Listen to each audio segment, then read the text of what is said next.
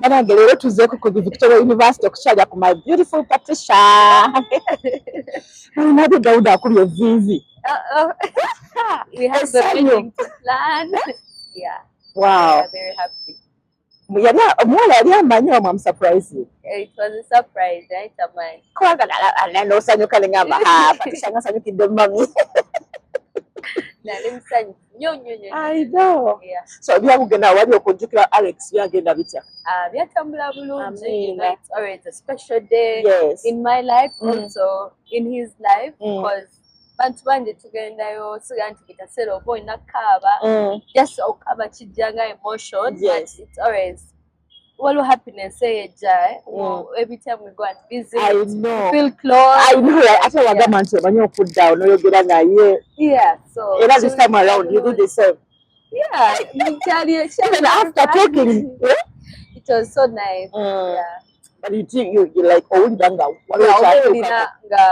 you feel relieved, you feel happy. Kale obo missing when you go there or in a close like obo ataba abantu you pray, you sing, you. But after our talk, we all change because so many people reached out Bambi gabagala okwogerako nawe ba counselors abalanga bagamba mwana itaga therapy by the banji nyo abamu ngenda back forwardingira njagala obebaza mwenna abafayo okulabanga Bambi mundukola ki munakolyako wamu ne Patricia okuluzinga her friend nembera gyabadde ayitamu namwe aba reaching out nadabagala mu counseling and stuff mwena waliwo omukyala mutajjalia olingana kuwa enamba ye she wants to talk to you ono yali offering anagamba nze njagala omwana oyo ntekereko naye muwe full therapy bonabona naye ate waliwo omukyala bamuyita Liz ye ngenda mukugamba nga tumaliriza obakaye bwenzize nabo anange njagala okwebaza abantu mwena that sent me different messages. They really mean a lot. Olanga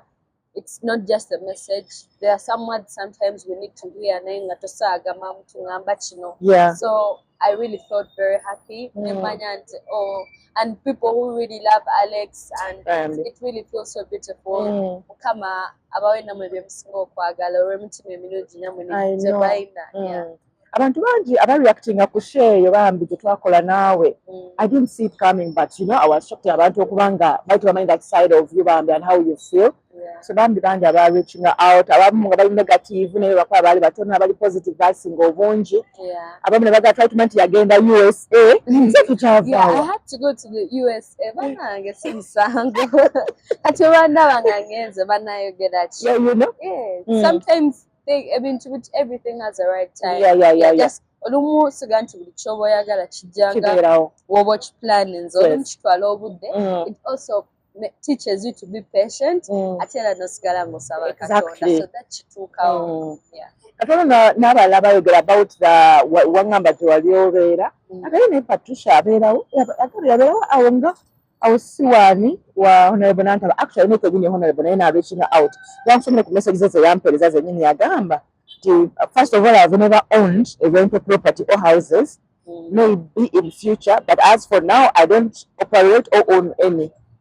N'abuuza nti Patricia ennyumba zayogerako ziyiruddawa nakyo ekiraga nti nezo zaali zange ennyumba kwe nali nsula balina tenancy agreement between myself and her family. Is there any proof of ownership of the said properties and houses oba land? Engeri gye wambuuza ekibuuzo ekyo nali njogera experience gye nayitamu. So in that case, Honorable, I'm very sorry for what happened. Just olumu n'abantu abalaba interviews ze tukola batuka ne bazi-interpretinga oba ne bakuliza ekintu ekimu ne bakipointinga out mu paint bo gye baagala kibeeremu ate nga si engeri olumu omuntu gy'akyogeddemu. So maybe there was also some exaggeration, but the question was asked differently. And then njogera experience if it damaged you somewhere somehow, I'm very sorry about that. Honorable, we are sorry. I'm sorry also on her behalf. Anyways, Manange. What's okay? Bazari banga chokumala wano. Wano university. Like 3 because I just started here. Okay. So I still have some big time. So omuchala Liz. Yangambi. Mkwe Christmas. Say no. Bipya mazike I mata. don't want.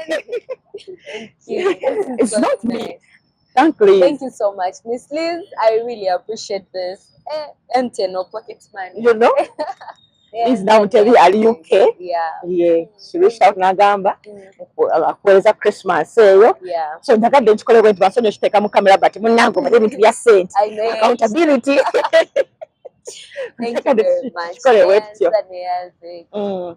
Kale mukwano katukeddeyo kwano tukuje mu lecture katukolekoddeyo mukwano omalirize. So in case of any miscommunication, exaggeration, eyaliwo ku social media, I'm a very humble girl and I'm very sorry about it. Mukiba kyakuyisa mu ngeri etali nnungi oba mu ngeri embi oba endala. Nange, yeah, I wouldn't want to have any misunderstanding with you. I love you. You're a very beautiful lady. So Honorable Council apology her sweet Patricia Ojikiriza. Anyway, thank you so much, you guys. Bye. Bye. Bye.